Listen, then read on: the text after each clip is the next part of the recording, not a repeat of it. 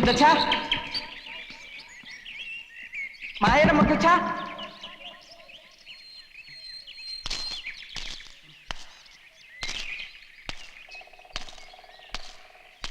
ആരുമില്ലേ?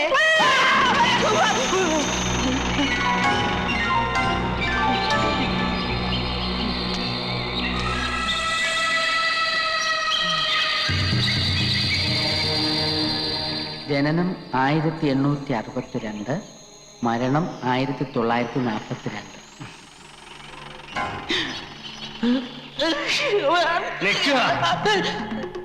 എന്റെ കുട്ടിക്ക് അവിടെ സമാധാനം കൊടുക്കില്ല എന്നുണ്ടോ?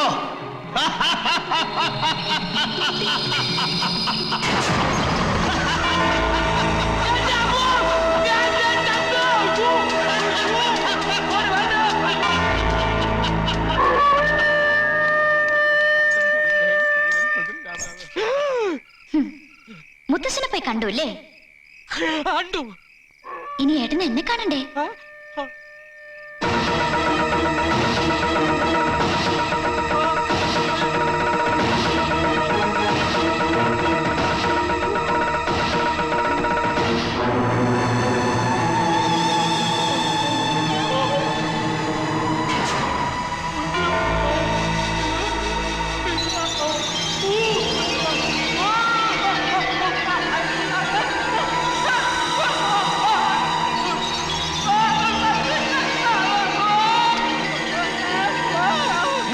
എന്താ എന്താ കൃഷ്ണ?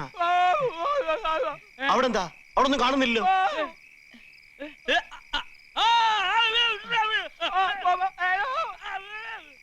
തമ്പുരാൻ വിഷമിക്കണ്ടാട്ടോ.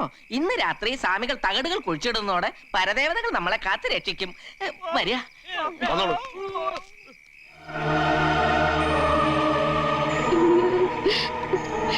എന്റെ ഈശോയെ, എനിക്കൊന്നും അറിയാൻ പാടില്ലേ, എന്നെ കാത്തോളമേ.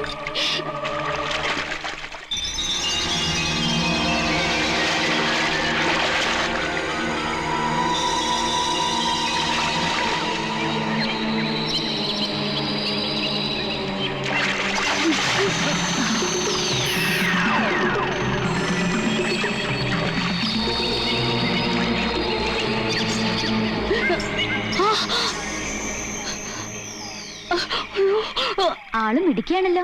ആൾമാറാട്ടം നടത്തി എല്ലാവരും കബളിപ്പിക്കായിരുന്നല്ലേ? എനിക്കിതൊക്കെ നേരത്തെ അറിയായിരുന്നു.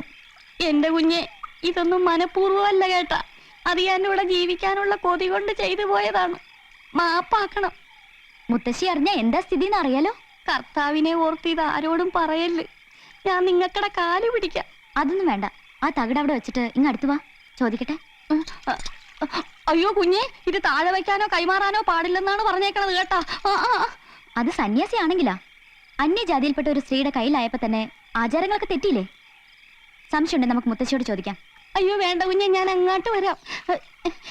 ഇത് ഇങ്ങോട്ട് വെച്ചേക്കട്ടാ.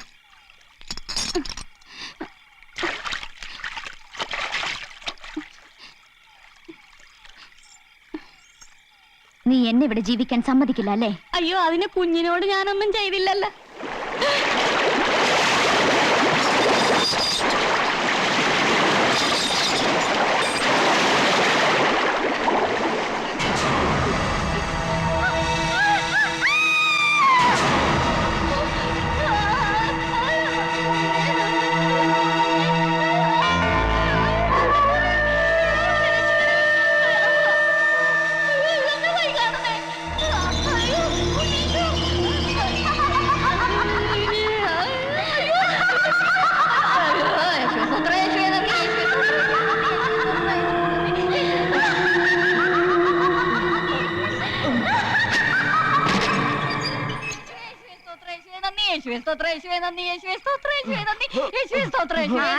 എന്താ അവിടെ?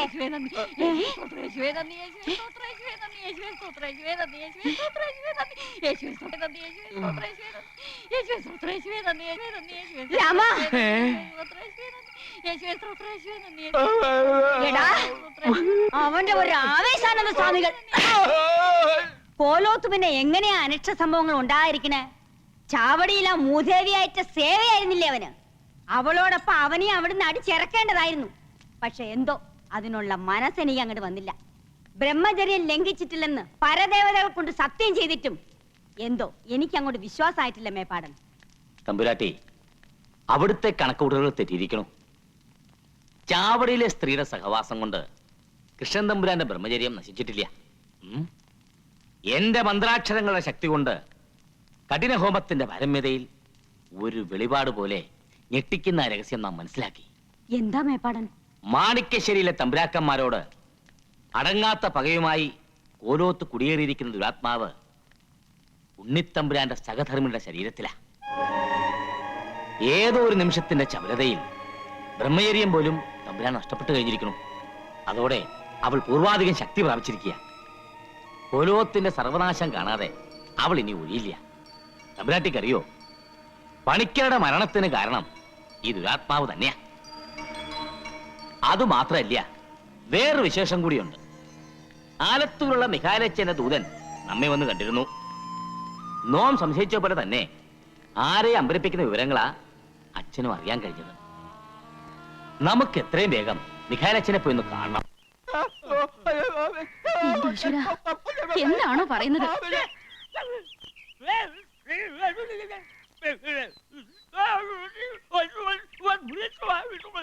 എനിക്കൊന്നും മനസ്സിലാവുന്നില്ല. നിനക്ക് വല്ലതും മനസ്സിലായി? എന്തോ ഒരു പിടിയുമില്ല. നിനക്കോ? ഇല്ല.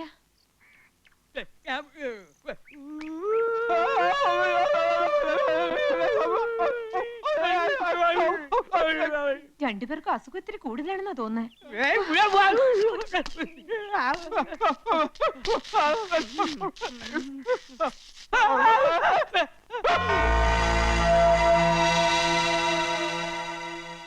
ആ, മായ വന്നല്ലോ. മായയെ കാണുമെന്ന് ഇവർ എഴുതി കാണിച്ചു. എന്താ മാവ? ഇളയമ്മ അമ്പലത്തിലേക്ക് പൊയ്ക്കോളൂ. ഇവർക്ക് എന്താ വേണ്ടെന്ന് വെച്ചാൽ ഞാൻ കൊടുത്തോളാം. നിങ്ങൾ അവിടെ നിന്നേ. ദേ, എന്നെ ദ്രോഹിക്കാനാണ് ഭാവമെങ്കിൽ കാലും കൂടി തടത്തി കിടക്കെ തന്നെ കിടത്തും. അസുഖം ഭേദമാക്കണമെന്നാണോ? അസുഖമൊക്കെ ഭേദമാക്കി തരാം. പക്ഷെ ആ ഏലസ് കുറച്ചു നേരത്തേക്ക് അഴിച്ചു വെക്കേണ്ടി വരും. ധൈര്യമില്ലെങ്കിൽ വേണ്ട, അസുഖം അങ്ങനെ തന്നെ ഇരിക്കട്ടെ.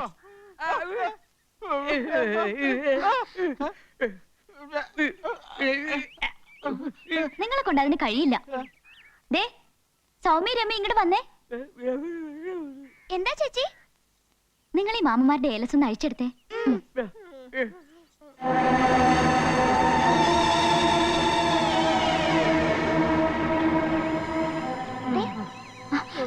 അത് നിങ്ങളെടുത്തോ.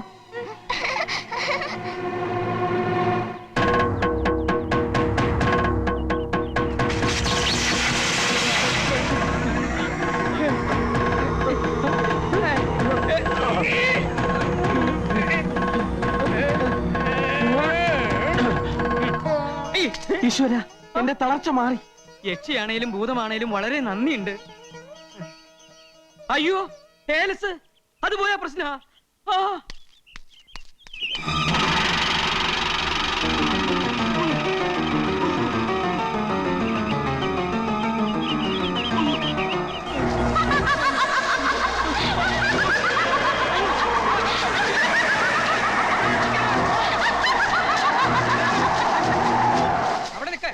അവിടെ നിൽക്ക് കുട്ടികളെ.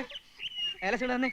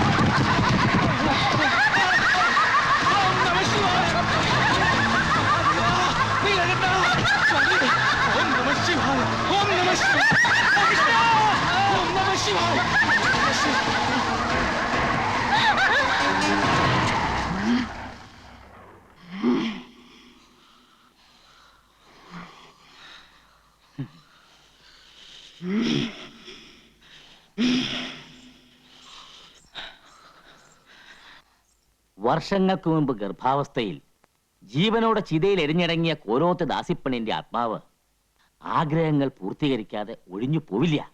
പണ്ട് മേപ്പാടൻ ആവാഹിച്ച് കണ്ണേറ്റിങ്കര കാളിക്ഷേത്രത്തിന്റെ മുന്നിലെ ആൽമരത്തിൽ ബന്ധിച്ച ആ ദുരാത്മാവ് പുറത്തു ചാടിയത് തികച്ചും ആകസ്മികമാണ്. അതെങ്ങനെ സംഭവിച്ചു എന്നാ പറയണേ? കോളേജിൽ നിന്നും വിനോദസഞ്ചാരത്തിന് പുറപ്പെട്ട ഈ കുട്ടി ചരിത്ര പ്രാധാന്യമുള്ള പുരാതനമായ കണ്ണേറ്റിങ്കര ക്ഷേത്രവും സന്ദർശിക്കാനെത്തി. വർഷങ്ങൾക്ക് മുമ്പ് ഞാൻ ആവാഹിച്ച ആൽമരത്തിൽ തറച്ച മായാഗംഗയുടെ ദുരാത്മാവ് ആണി ഊരിയത് വഴി ഡെയ്സിയുടെ ദേഹത്തേക്ക് പ്രവേശിച്ചു.